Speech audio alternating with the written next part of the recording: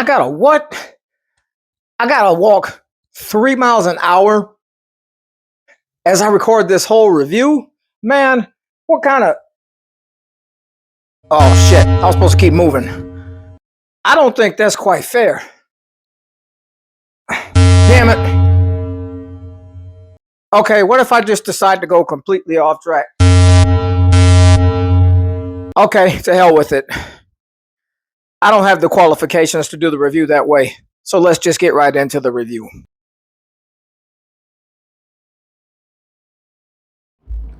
The Long Walk. Yes, I am aware this is also a book written by Stephen King, who is also the producer of the movie. When we talk about this movie, from what I saw in the trailers and from what I've heard, because mind you, I have not read the books at all, I knew the concept was going to be a Stand By Me meets the Hunger Games with a little splash of the Squid Game kind of vibe to it. And that is pretty much what we get in this film. So in this movie, we are following 50 young men who are participating in it's kind of an unspecified distance. Well, the rule is to be the last guy standing. What does the winner get? An insane amount of cash and also one wish that can fulfill whatever need that they want. Now, what's the catch? They have to maintain a speed of 3 miles an hour the entire time that they are on this walk. When they slow down, they get a warning. Also, if they go off the track, they get a warning. They get 3 of these warnings apiece. After that third warning, they get taken out by a soldier. Shot in the head, whatever. They just get completely taken out. So your penalty is death. Mind you, this walk has to go on until we have one final walker to determine the winner. Now, with these rules, I'm sure you're all wondering how this kind of thing works. If they need to go to the bathroom, etc. Well, it's simple. This is actually shown in the film. You will have to take a piss as you are still moving, or you will get a warning. You will have to take a shit as you are walking, or you will get a warning. So yes, you must maintain this 3 mile an hour strut as you take a shit or as you piss. So if you're going to take participation in this thing, I highly recommend you bring toilet paper or a cup to piss in, something. Or just piss on the road, who cares? The person who put this together goes by the name of The Major, I believe, and he is portrayed by Mark Hamill. I don't know why I had to think about that name. Mark Hamill portrays The Major. He is mostly seen riding in a Jeep throughout the movie, kind of pushing the boys to keep moving. Even though he's the one that set this up to begin with, he knows there's got to be one winner. He knows people are going to die. But whatever. Now, for the most part in this movie, our 2 main characters are Peter and Raymond. And quite honestly, I don't have a favorite out of the 2 characters. This is where I got to give the movie a lot of credit. These are some terrific young actors. They are. I feel like everybody in this film does their part.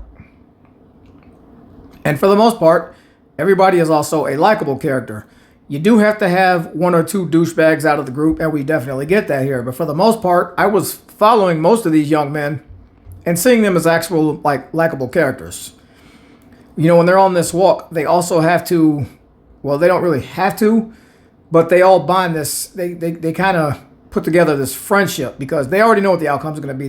They know only one man's going to be standing, so it's like don't live up every single minute of what you may have left hating one another. But like I said, you do have to have one or two douchebags in the group. That's just how these movies go. There were also two other characters in this movie that could be considered MVPs, as they were very likable, and these other two characters I think were actually brought more of the comedy to the table than our two leads. Now, another thing I'm going to say about this film is if you're looking for emotion, like an emotional roller coaster, you're going to get that if you follow these characters the same way I did. There's definitely going to be some executions in here that really piss you off, that get to you, make you want to shed a tear. Now, I don't cry much at movies unless it's like a animal, a pet death or something like that, or maybe a baby or something. I'm not one to really cry at movies. So I won't say I went that far, but there were a couple of deaths in here where I legit was about to get very emotional.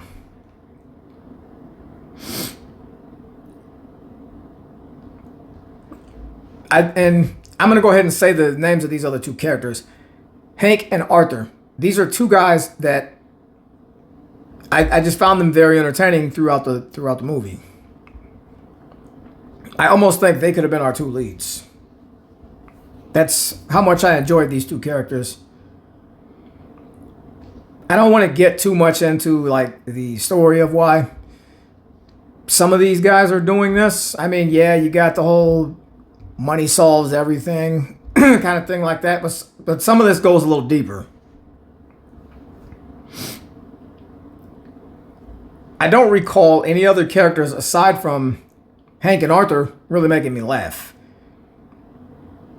There may have been one part where our one lead, Peter, I think, might have made me laugh a couple of times, but for the most part, Peter and Raymond are very serious throughout this movie. So I don't think they bring too much of the comedy to the table. Also, there was almost a third execution that really pissed me off, that got me emotional too. It didn't quite hit me as much as the other two that I'm talking about. And I ain't gonna give away no spoilers because this movie is still fairly new. So as I stated before, you get these 3 warnings, and then after that, you just get executed. Or if you walk off the track, you get executed. And this movie has a lot of executions because, like I said, you've got 50 men participating in this thing, and you got to have one standing. So you know you're going to get a lot of kills in this film. This is where I got to point out one of the issues I had with the movie is I saw a lot of CGI blood in here that just looked ridiculous.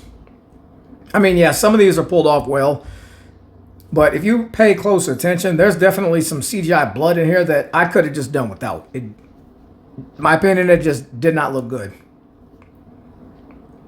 But it is what it is.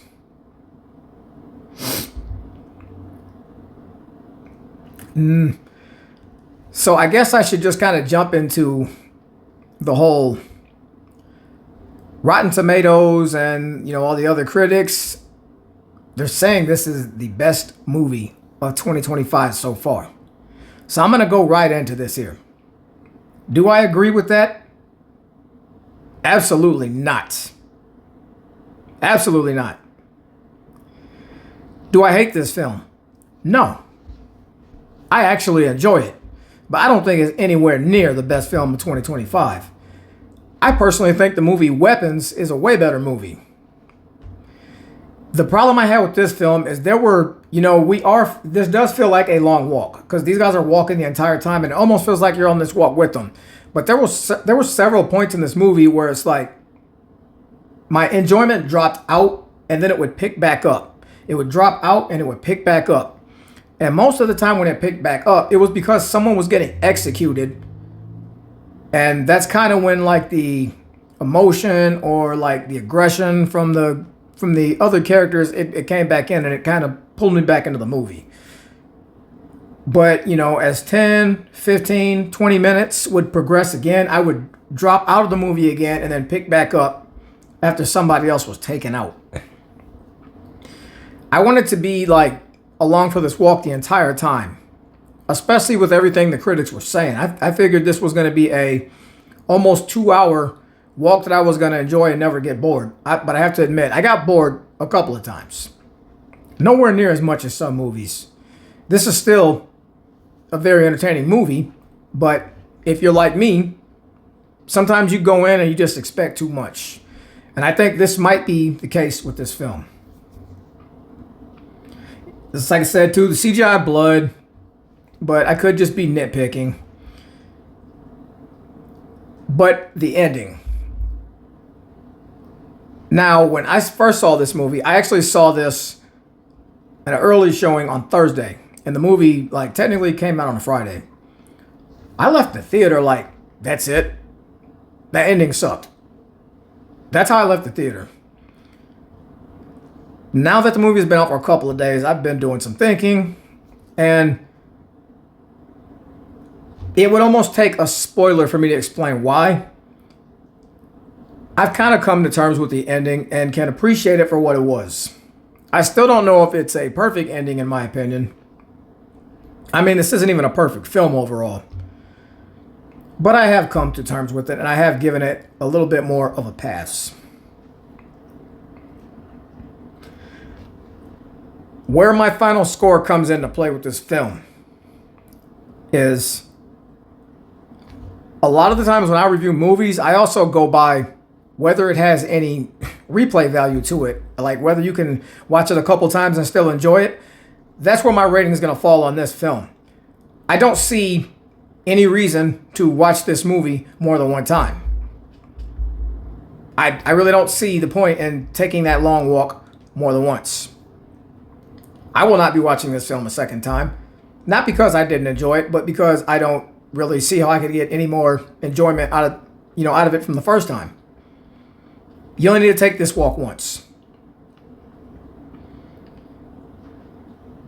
Overall, yes, I enjoyed this film. But on a scale of 1 through 5, I normally would have given this a 3.5 out of 5 when I left the theater. But since I've come to terms with the ending a little bit, I'm going to knock it up just a tiny bit more. And I'm going to give this movie a 3.75 out of 5. I do recommend that you see this movie in theaters. And also, no, I did not review this movie at a 3-mile-an-hour speed for the entire time I chose to sit. Why? Because I don't have the qualifications for this. So, what did you think about the film? Have you seen it? Would you watch it again? And do you agree with what I thought about the movie? Let me know in the comments. I hope you liked this video. If you did, go ahead and hit that like button. And please, subscribe. Catch you guys on the next video. Peace.